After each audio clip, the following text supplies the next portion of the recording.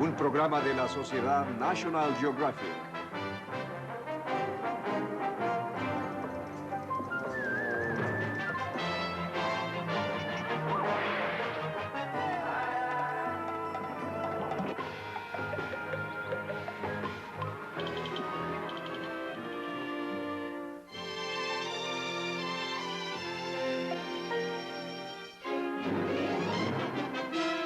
Bienvenidos al explorador de National Geographic.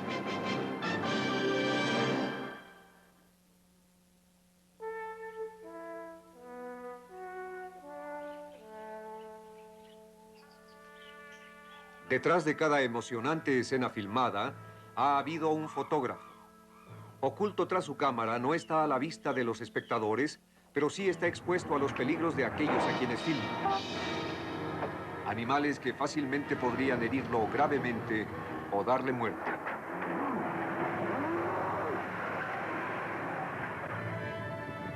Cataclismos de la naturaleza que podrían hacerlo desaparecer.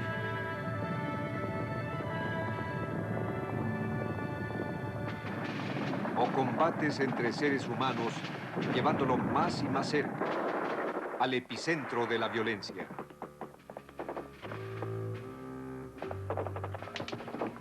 En ocasiones solamente está su cámara, separándolo del peligro de muerte. Otras veces su defensa ante el peligro se reduce a la mínima expresión. Pero siempre tiene el impulso de ignorar la protección, de salir de la jaula y acercarse más, desafiando los límites, llegando a lugares donde los límites no se conocen, presionando a la suerte con gran valentía para que queden claramente establecidos y volver a desafiarlos. Fotógrafos intrépidos.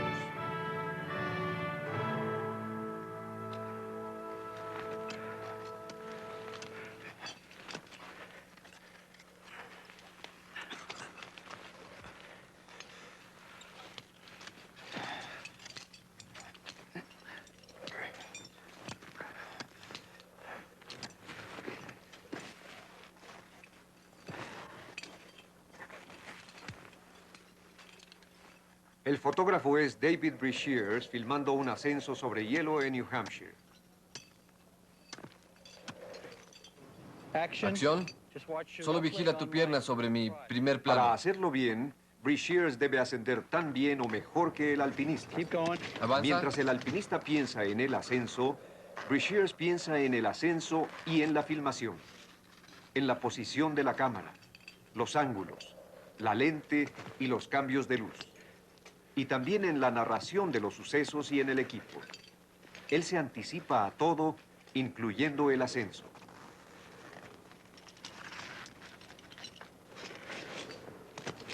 Brashears es uno de los alpinistas fotógrafos más destacados. Ha participado en 6 ascensos al Monte Everest, llegando 2 veces a la cima con su cámara. El trabajo nunca termina. Uno no puede acostarse en la noche simplemente a descansar y a dormir.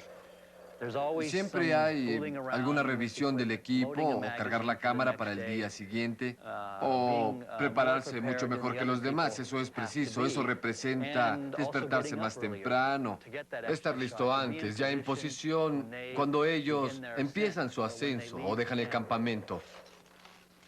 No importa si se tiene frío y no importa si hay cansancio o si se tiene hambre, uno va adelante.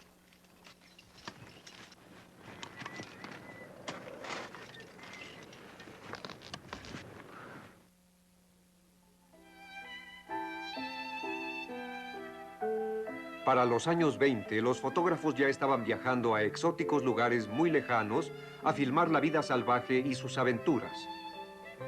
Uno de los lugares más espectaculares era África. Los americanos que quedaban en casa nunca habían visto imágenes como estas y se mostraban emocionados. Esta era la edad dorada de la exploración fotográfica.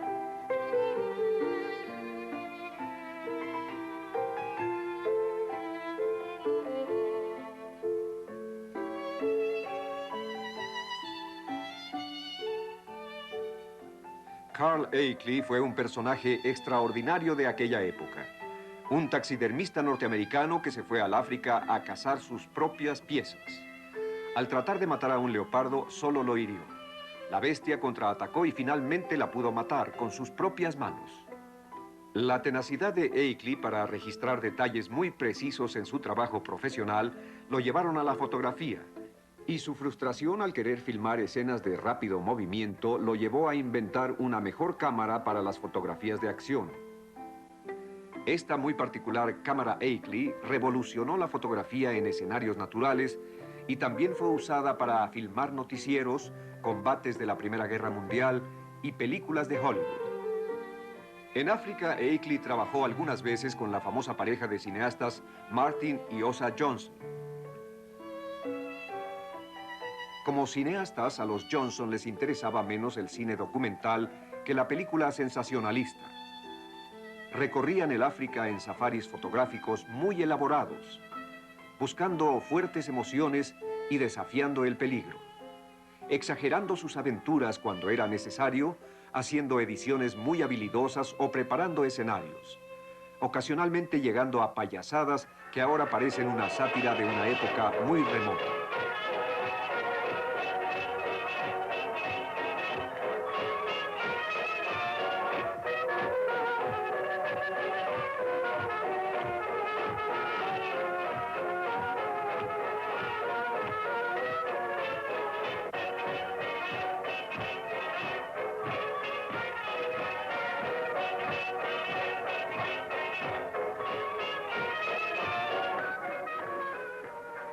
Los Johnson eran una pareja con mucho encanto. Martin era un típico americano de un pequeño pueblo en Kansas, quien se inició como cocinero de Jack London. Osa era una cantante que nunca había viajado hasta que Martin se la llevó a una vida que ella resumió en el título de su autobiografía, Me casé con la aventura. Con Gorila, aventuras en África.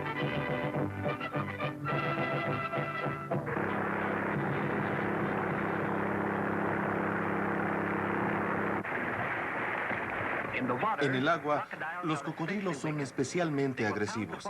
Atacan a las víctimas de un bote que naufraga como si fueran una jauría de lobos. Si una persona cayera al agua aquí, sería devorada en un par de minutos.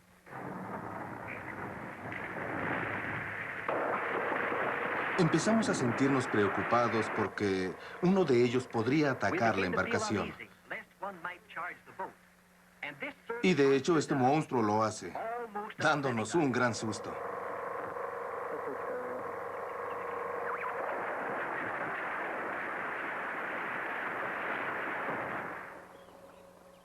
A pesar de sus trucos, a los Johnson se les reconoce actualmente como cineastas intrépidos de mucho talento. Desarrollaron técnicas para filmar en exteriores, sobreponiéndose a un gran cúmulo de dificultades de logística y sufrimientos personales. Sus películas, incluso con momentos que ahora parecen tontos, son prodigios de realización. Debe haber sido increíble ir allá, con cámaras rudimentarias, transportación deficiente. El que lograra sacar material filmado de África es casi un milagro. Wolfgang Bauer, quien ha fotografiado la vida silvestre en toda clase de condiciones por todo el mundo. De todos los animales que he filmado, debo decir que los primates son tal vez los más simpáticos. Se nos parecen mucho. En el caso de los orangutanes, nos tuvimos que subir a un árbol de 50 metros en Borneo para poder entrar en su ambiente. Siempre se les había filmado desde abajo y queríamos filmarlos de cerca. Así que fuimos a traer el equipo necesario, nos subimos a los árboles y de pronto estábamos frente a frente con los orangutanes. Luego ellos vinieron y bajaron y subieron también. Estaban justo arriba y nos mojaron. Yo los estaba viendo y ¿qué podía hacer? Yo estaba indefenso y un animal decidió mojarme. Todo lo que hice fue bajar la cabeza y esperar que no durara mucho. Ahí estábamos a más de 50 metros sin gran protección. Después se presentó la oportunidad y nos atamos a la rama de un árbol más bajo y empezamos a filmar. Pero de pronto vimos que un orangután jugaba con nuestro punto de apoyo allá abajo. Y hubo una gran preocupación. Desde luego traté de gritarle, de arrojarle algo y luego bajamos de inmediato para ahuyentarlo. Mirar a través de la cámara cuando se filma la vida salvaje o algo que puede ser peligroso da una falsa idea de protección. Es como si se observara el televisor y uno no entendiera que el peligro puede estar a unos cuantos metros. Yo estaba filmando y de pronto me vi en el centro de una pelea. Yo era un simple espectador, pero una hembra se aproximó, me agarró de la mano y me mordió. Y me hizo sangrar bastante. La única arma que tenía era mi cámara, que es una pieza de equipo que vale $50,000. Pero en un caso así la utilicé. Y golpeé a los chimpancés con mi cámara y corrí de vuelta al agua donde había protección. Al perseguir animales a través de los años, me han mordido, rasguñado, atacado un sinnúmero de coyotes, tigrillos, leopardos, jaguares, orangutanes, chimpancés y desde luego otras pequeñas criaturas que no han sido muy venenosas. La naturaleza y los animales me dan tantas satisfacciones que... ¿Qué rayos? Algunas mordidas y algunas heridas o enfermedades menores no van a matarme. Va uno a estas filmaciones y se está con verdaderos profesionales que saben evitar los peligros y, por supuesto, parte de la diversión para el espectador es ver cómo se manejan los peligros. Filmando en el río Yukon de Alaska, Jim Lipscomb se enfrentó a un problema conocido para los fotógrafos de acción. Todo estaba demasiado calmado. Los balseros del Yukon navegaban suavemente a través de todos los peligros. Y Lipscomb estaba filmando un viaje aburrido. Pero luego llegaron a los rápidos llamados Five Fingers y de pronto empezaron a perder el control. Fue una especie de placer perverso cuando vi que la balsa se iba abriendo y abriendo y abriendo. Yo podía ver la playa claramente y veía que ellos iban derecho hacia ella. Esto se ve mal, muchacho. Sí, muy mal. Así que lo entendí. ¡Oh, Dios mío, estos sujetos al fin lo han logrado! Sí que se han metido en dificultades. Y eso me alegra. Y luego pensé, los acompaño. Y la pesada balsa se detuvo con el ruido más fuerte que he escuchado en mi vida. Y lo había filmado. Filmado con 3 cámaras grandes. Fue una magnífica escena. ¡Cuidado, más a la derecha! ¡Agáchate!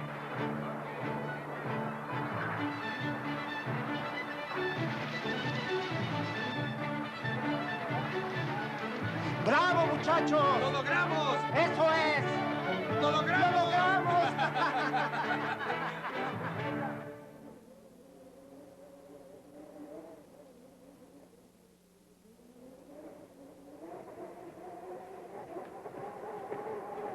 Jim Lipscomb ha hecho películas sobre personas y sobre animales. Dice que las personas son más traicioneras. Pero fueron los animales que fotografió para El amenaza del oso polar los que le dieron una lección sobre el miedo. Todo empezó con su valiente insistencia de acercarse más a los osos. Cuando decidió en contra de filmar como se había planeado desde la seguridad de un vehículo llamado el coche de la tundra, su guía empezó a preocuparse. Así que le dije al guía, vamos a tener que salir del camión de la tundra para filmar. Y él dijo, no te puedo dejar salir del coche si el oso polar está más cerca de 20 o 30 metros porque son animales impredecibles. No se sabe qué harán y pueden llegar a ti en 3 saltos y revisarte. Y cuando terminan de revisarte, tú estás muerto. Y yo no quiero un fotógrafo del National Geographic muerto a bordo de mi coche. Así que le dije, de acuerdo, haremos una jaula. Sí, por favor. Varios. Yo no pensé cuando me introduje en la jaula que iba a sentir algún miedo especial o que estaba corriendo un riesgo. Y creí que iba a estar muy tranquilo. Pero luego, cuando el gran animal se aproximó a la jaula, de pronto me puse a pensar que esta era una experiencia muy especial y creo que por primera vez pude identificarlo en mi vida. Hablo del miedo.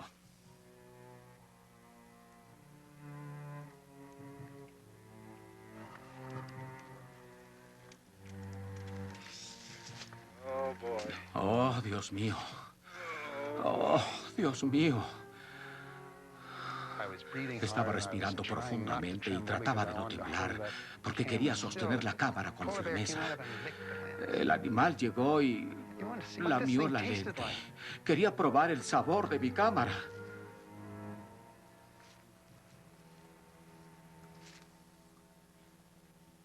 Y yo creo que pude experimentar un miedo atávico, creo, que estaba dentro de mí desde hace siglos, milenios de evolución hasta formarse el ser humano. Aquí no debo permanecer. Es necesario que huya. Esta cosa me va a aniquilar.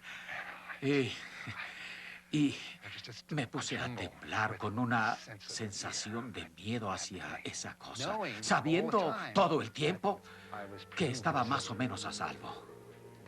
Hay una tremenda carga de adrenalina y emoción que pasa a través de uno. Y uno está, sí, feliz de vivirlo, de experimentarlo. No sé si sea una adicción, porque haciendo memoria, después de pensarlo, digo, bueno, es una emoción que ya no me hace falta. No quiero volver a repetirlo. En 1914, la fotografía cinematográfica entró a un nuevo dominio, el mundo submarino. John Williamson era caricaturista y fotógrafo de un periódico de Virginia. Él tenía un gran ingenio y ocurre que su padre había construido un tubo flexible de 10 metros diseñado para trabajos de rescate submarino. Williamson se introdujo pronto dentro del tubo y a través de una ventana de observación a la que llamó fotoesfera, tomó fotografías fijas en 1913 y al año siguiente hizo la primera filmación realizada bajo el agua. Solo un año después, Williamson realizó el primer teatro filmado bajo el agua. Estas escenas son de su versión de 20.000 leguas de viaje submarino de Julio Verne. Los espectadores fueron cautivados por estas imágenes.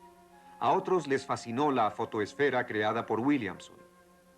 El eminente Alexander Graham Bell, inventor del teléfono, lo visitó en 1922 y se pasó media hora observando por la ventanilla submarina. Williamson quiso hacer hincapié en la seguridad absoluta de sus instalaciones y llevó de visita a su esposa y a su pequeña hija. Las filmó observando la vida marina, incluyendo a clavadistas contratados para nadar frente a las cámaras. Al filmar en las Bahamas, atrajo tiburones a la zona, entusiasmados por grandes trozos de carne de caballo. No se apartaban del agua, sobre la fotoesfera. Lo que faltaba por hacer, desde luego, es que un fotógrafo nadando bajo el agua los filmara libremente. Un zoólogo austriaco, el doctor Hans Haas, estuvo entre los primeros en tratar de unir la exploración submarina con la fotografía. El doctor Haas experimentó con muchas cámaras diferentes y sus cajas, algunas de las cuales se llenaban totalmente de agua. Pero esto era auténtico vanguardismo. Se diseñaba equipo sin tener antecedentes, casi todo hecho a mano, improvisado, con poca sofisticación en cuanto a tecnología submarina y casi una total ignorancia de los peligros inherentes. ¿Cómo iban a reaccionar los tiburones ante un nadador tomándoles fotografías? La única forma de averiguarlo era sumergiéndose. En 1939, el Dr. Haas filmó escenas submarinas que entusiasmaron a los espectadores y encendieron la imaginación de futuros fotógrafos del mar.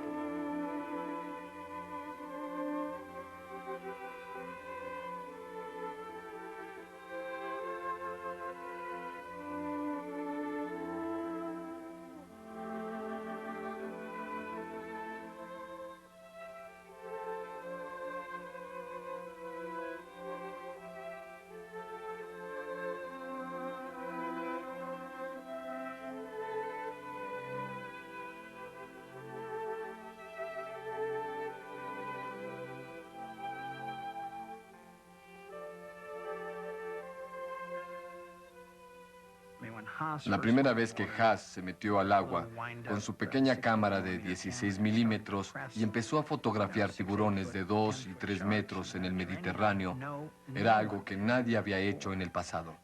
Así que no solo estaba usando nuevas técnicas, se preocupaba por cuestiones como el embolismo y otras cosas. También era el primero en enfrentarse a estos animales. Así que ahora sabemos que a la mayoría nos les podemos acercar. Pero aquellos sujetos, aquellos pioneros, Haas, Cousteau, no sabían que ese iba a ser el caso. Valientes primeros esfuerzos, muy emocionantes. Al Giddings ha filmado incontables documentales del océano y los segmentos submarinos de películas, incluyendo las de James Bond y una que se tituló La Profundidad. Ha logrado reunir una impresionante colección de filmaciones submarinas, pero es mejor conocido por su trabajo con los tiburones blancos. Al principio los filmó desde una jaula protectora y después lo hizo saliendo de la jaula.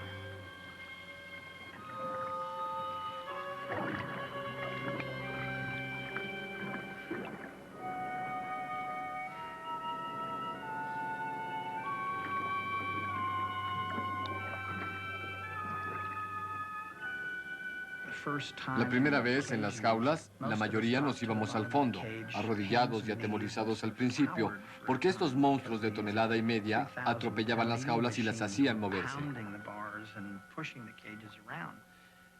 Hoy en día, ya sé que si mantengo un buen contacto visual, soy bastante agresivo y estando en el fondo, lograré salir de la jaula, algo que he hecho y realmente atemorizar a uno de estos monstruos y hacerlo huir. La primera vez que salí de la jaula ante el tiburón blanco fue una experiencia espeluznante.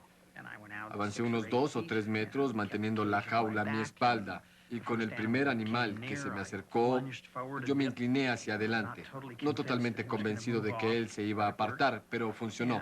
Y continué separándome más y más de las jaulas. Y eventualmente, la última vez que fuimos a Australia, tenía 5 tiburones rodeándome a mí y a las jaulas. Yo estaba a 10 o 12 metros con los animales entre mi persona y las jaulas. Siempre hay preocupación, pero impulsado un poco por el sonido de la cámara y el espectáculo, uno decide correr el riesgo.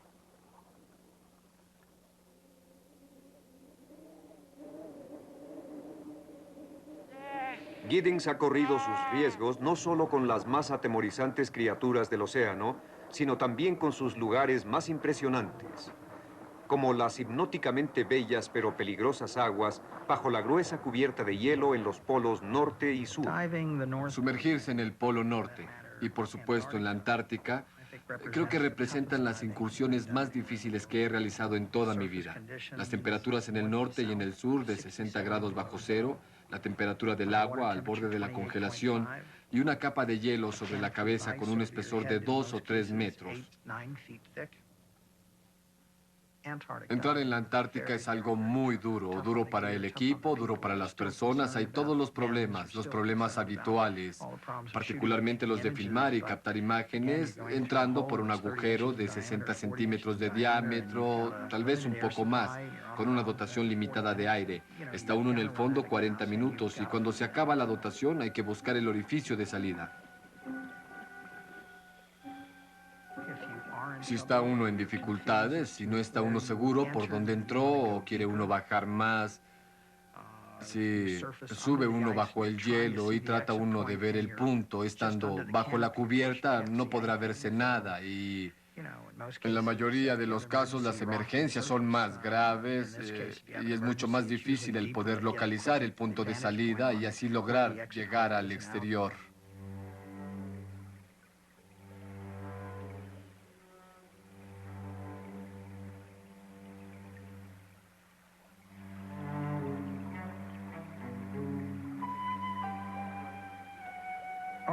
Las incursiones árticas son también de las experiencias más hermosas que he tenido. Es como penetrar a un mundo exótico y maravilloso.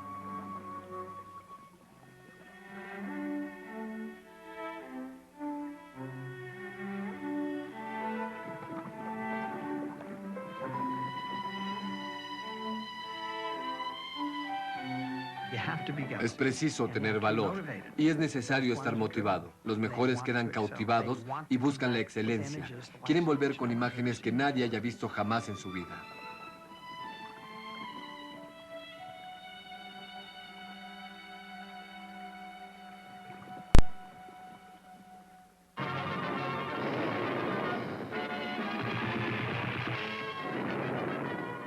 La cámara va a la guerra. Cada día registra la valentía y el heroísmo de nuestras tropas en combate. Pero casi nunca se ve la cámara o al hombre que la maneja, que corre los mismos riesgos para poder enviarnos sus imágenes. Esta película es El fotógrafo en la guerra, hecha durante la Segunda Guerra Mundial, pero con un saludo de admiración a los fotógrafos de la Primera Guerra. En la Primera Guerra Mundial colocaban sus cámaras a 50 metros del frente alemán. El hombre con el casco metálico y corbata de moño es D.W. Griffith, realizador de la gran película del cine mudo Nace una nación. Puede parecer un poco extraña ahora, pero emocionaron a los espectadores de entonces con las primeras tomas de un tanque entrando en acción. En la Segunda Guerra Mundial, los cineastas más notables, entre ellos John Ford, John Huston, William Wyler y Frank Capra, produjeron documentales de guerra trabajando en Hollywood con filmaciones de combates filmados por fotógrafos civiles y militares. Les presento a Jack Ramsey, de la compañía Movietone. Su misión es una incursión diurna sobre la Europa ocupada. Su principal preocupación es su cámara. Está cuidadosamente y perfectamente fijada en la puerta de un bombardero. Está cubierta con una frazada eléctrica para evitar que su motor se congele. Todo está listo ahora, excepto por su máscara de oxígeno y sus guantes de trabajo. No son fáciles de manejar, pero son indispensables. A estas terribles alturas sí han de lograrse imágenes como ¡fuera bombas! Jim Wright, quien viene en otro bombardero, continúa el trabajo de líder sobre una ensenada italiana, buscando aniquilar todos los submarinos enemigos. ¿No creen que sus dedos temblarían con la gran emoción? Las fotografías demuestran una gran serenidad.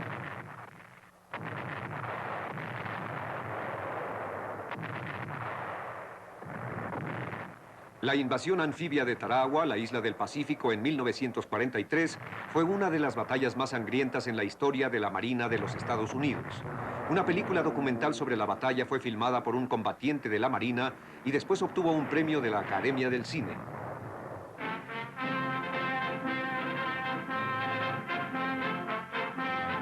Yo estuve en Tarawa.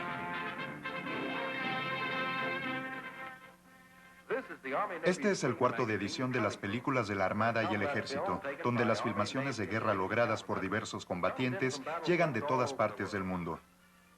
El sargento de la Marina, con la medalla de experto, es Norman Hatch, de 22 años, oriundo de Boston. El sargento Hatch desembarcó en el primer grupo en la invasión de Tarawa, armado con una pistola y una cámara de mano, y volvió con un registro filmado de la batalla en la isla que parece haber sido hecha a través de la mira de un fusil. Déjame ver eso. Es de las mejores escenas de combate que he visto. Sí que lo es. Y cuando un soldado le dice eso a un marino, es cierto. Tuve suerte. Hoy en día, Norman Hatch tiene vivos recuerdos de su desembarco en Tarawa, con otros marinos fotógrafos que no tenían idea de la fiera batalla que estaban por iniciar. No sabían que iban a tener la oportunidad de ver al enemigo a tan corta distancia que ambos bandos iban a aparecer en los mismos cuadros de la película filmada. No sabían que a pesar de su entrenamiento, la filmación de combate era algo que tendrían que aprender al ir avanzando. Cuando llegamos a Tarawa, la única experiencia que se tenía en la Marina haciendo una historia de guerra filmada era Guadalcanal, y eso representaba muy poco. Así que, en consecuencia, cuando nos dispusimos a ir, realmente fue algo improvisado, ustedes entienden. Todo el mundo iba a ir por su cuenta.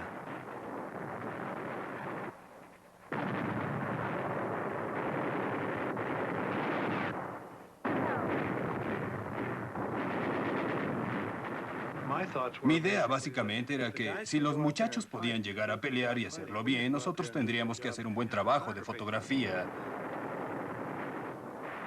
Teníamos la salida cubierta con ametralladoras y fuego de fusiles.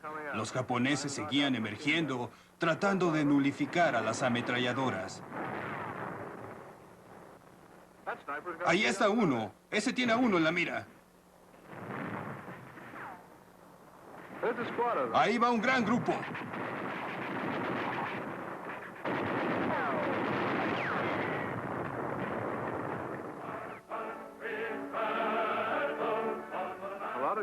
Muchos buenos amigos de la unidad ya no estaban presentes.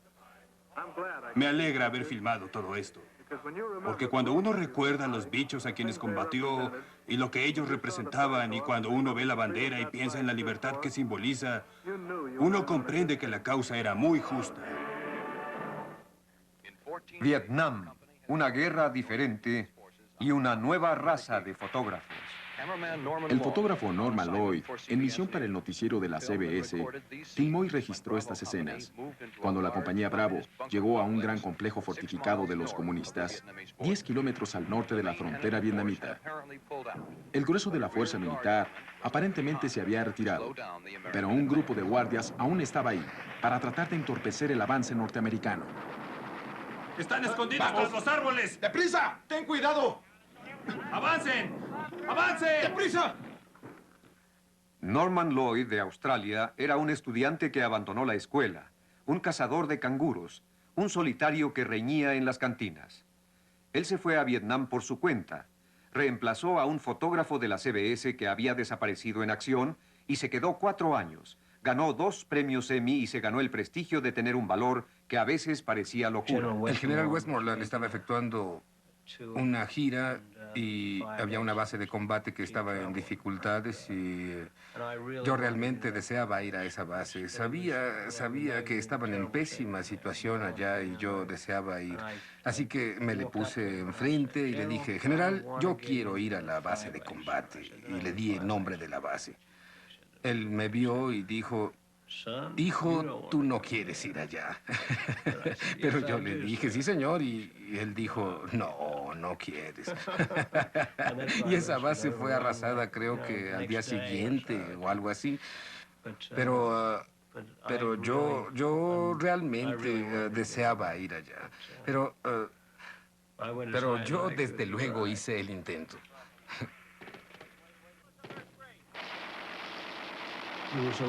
Había una gran competencia entre las 3 grandes redes por filmaciones de combate. Eran muy importantes las filmaciones de combate, representaba acción y era lo que realmente deseaban. La presión nos llegaba de Nueva York. Había mucha presión sobre las personas y los corresponsales también, y hacia los equipos sí se fallaba en conseguir el relato. Y esto ocasionó decesos, ya que las personas hacían tonterías por la presión que sufrían. Ellos salían y fallecían. Definitivamente esto pasó y otras personas murieron también debido a la presión.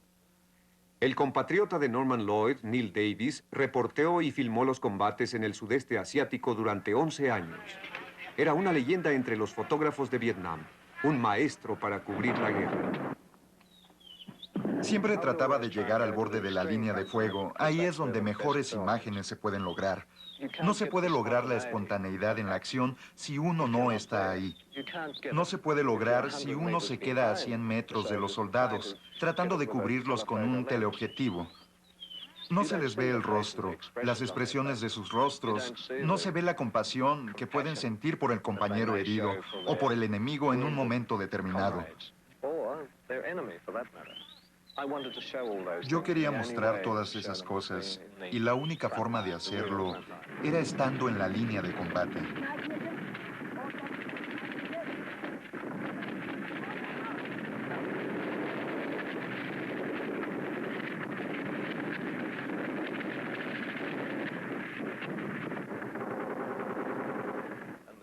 Y la consigna que debe tener un fotógrafo es, filma y sigue filmando sin importar lo que pase.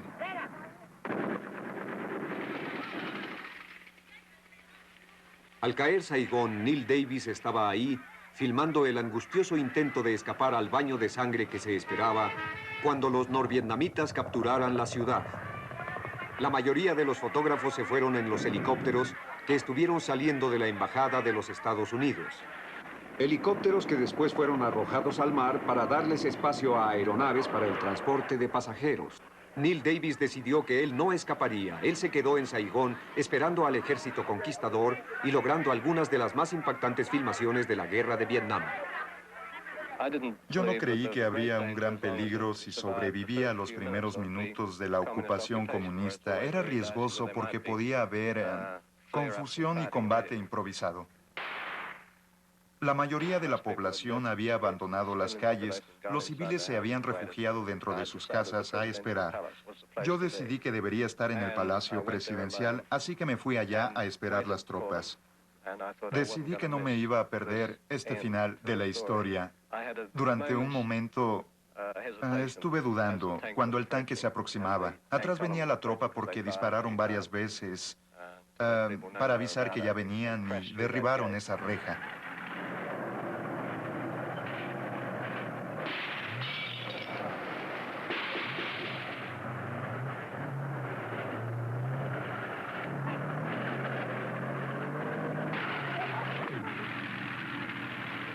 Y un hombre con su arma corrió hacia mí y me gritaba en su idioma, ¡alto, alto, alto! Yo seguí filmando y él se me acercó más y yo ensayé lo que había planeado. En su idioma le dije, bienvenido a Saigón, camarada. He estado esperando para filmar la liberación y lo expresé tan bien, según yo. Y él contestó, ¿eres americano? Y le dije, no, se equivoca, soy australiano. Y los he estado esperando. Él tuvo dudas y luego un grupo se presentó rindiéndose desde el palacio. Él siguió dudando y luego me despachó. Se fue y yo pude seguir con mi filmación. En 1985, Neil Davis estaba filmando un golpe de Estado en las calles de Bangkok. Un acontecimiento menor comparado con las fieras batallas que había sobrevivido tantas veces. Pero este día, los fragmentos de una bomba de tanque impactaron a Davis y a su equipo. Su cámara, que quedó en el pavimento, siguió filmando cuando lo retiraban del lugar. Él ya había muerto y su técnico de sonido murió unas horas después.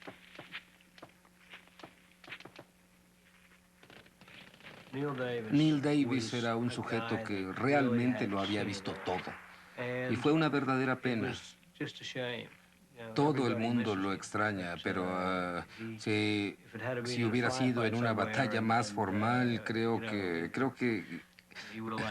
él lo habría preferido, seguramente, a un miserable intento de golpe sin significado.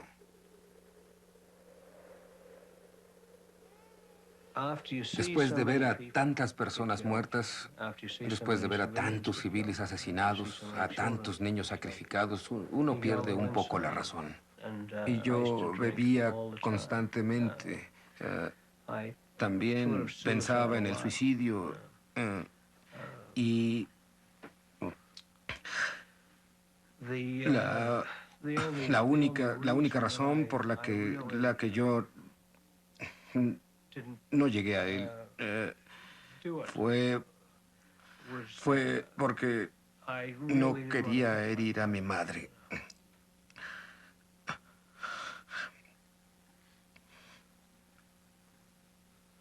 Si tuviera la oportunidad de ser un fotógrafo en Vietnam nuevamente, lo haría otra vez, porque ahora sé el efecto que tuvo sobre el mundo. Me ha llevado mucho tiempo poderme recuperar,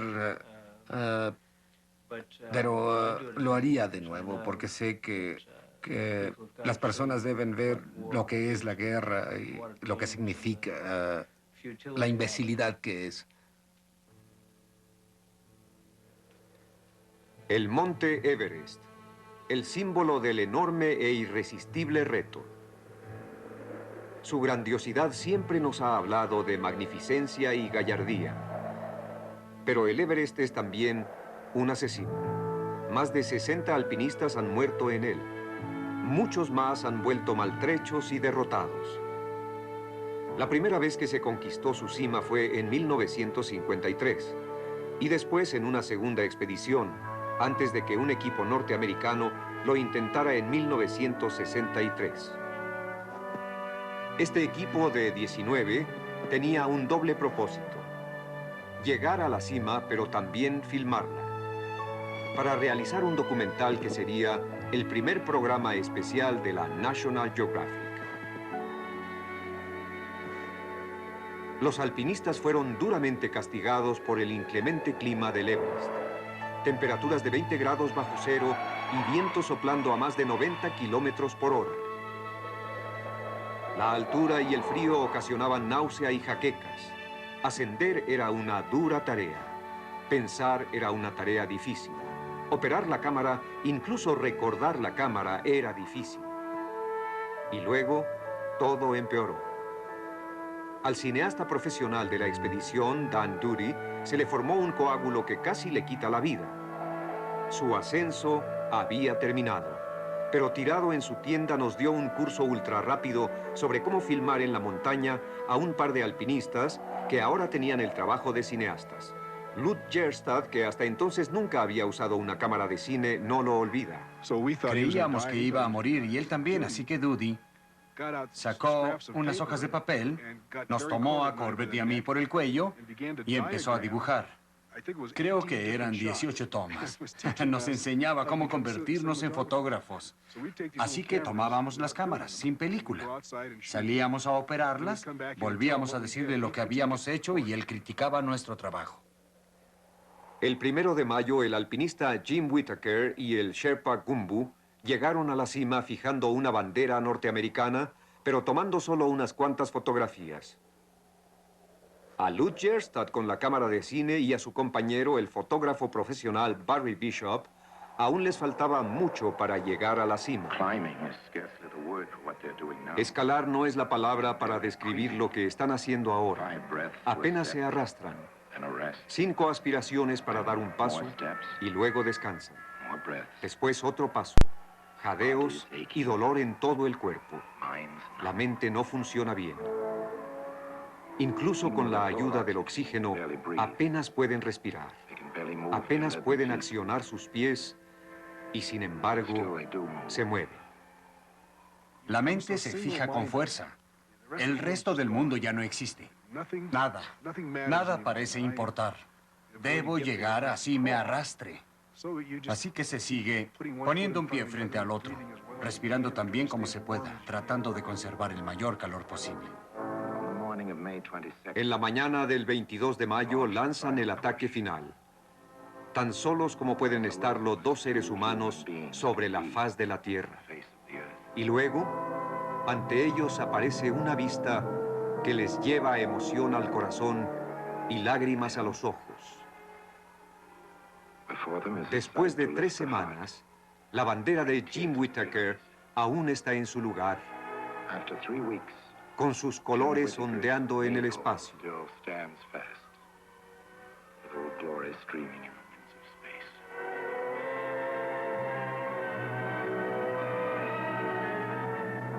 Estas son las primeras imágenes filmadas tomadas desde la cima del Everest.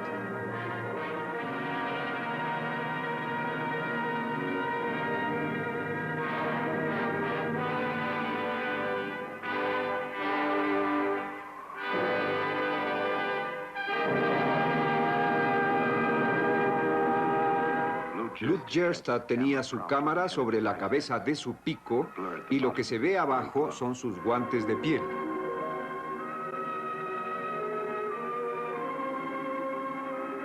Ahora llega una andanada de viento y la tierra se cimbra.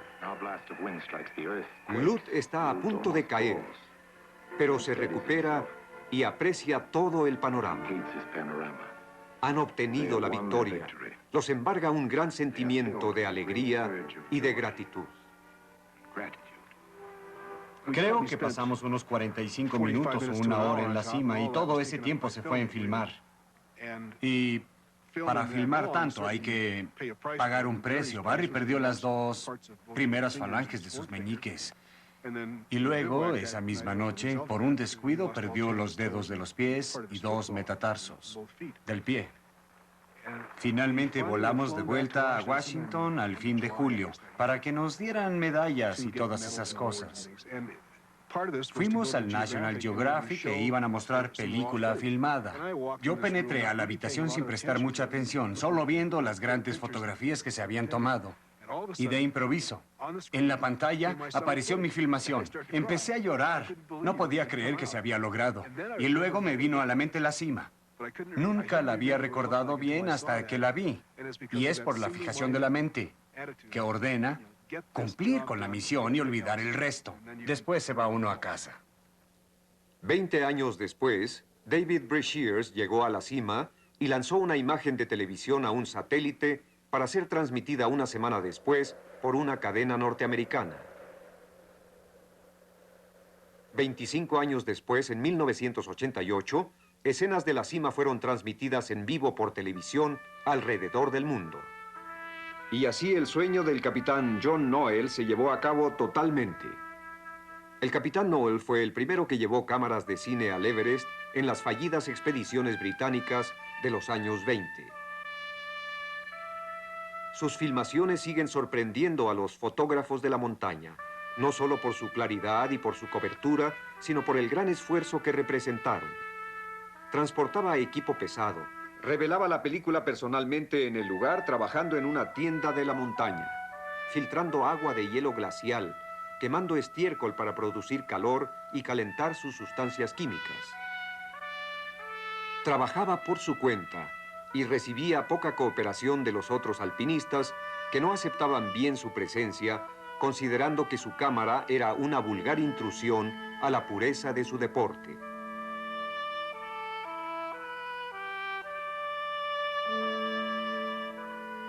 Y sin embargo, su filmación preservó la memoria del ascenso e hizo una leyenda de su trágico clímax.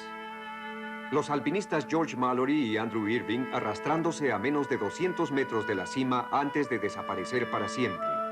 Noel y los demás observando a través de telescopios, esperando ansiosamente mientras una brigada de rescate guiada por N.E. Odell ascendía. Unas frazadas cruzadas sobre la nieve era la señal para los que veían desde abajo, comunicando que no había esperanza. Mallory e Irving habían caído. El primero que vio la señal fue el capitán Noel con su gran lente. La emoción de ese momento hace 64 años es recordada vivamente por el capitán Noel. Tiene 98 años de edad.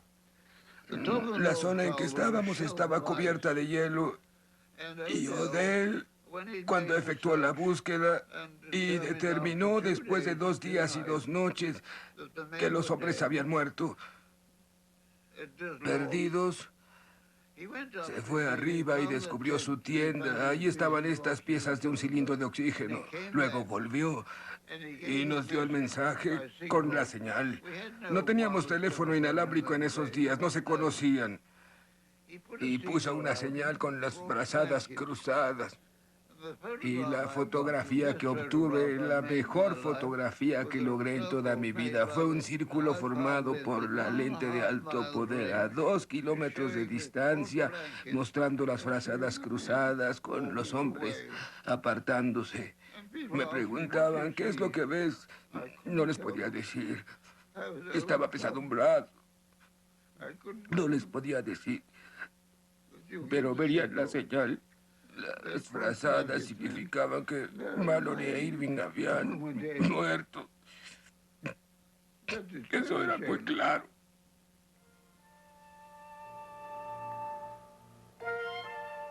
Casi 30 años pasaron antes de que el hombre llegara a la cima del Everest. Casi 40 años antes de que Lud Gjerstad cumpliera el sueño del capitán Noel, filmar desde lo alto de la cima. El capitán Noel, filmando una gesta heroica sobre la gran montaña, fue uno de los primeros de su especie. La era de los fotógrafos de películas de acción se estaba iniciando. Él personificó su valiente espíritu aventurero. Hizo una notable contribución a la tradición de los fotógrafos intrépidos.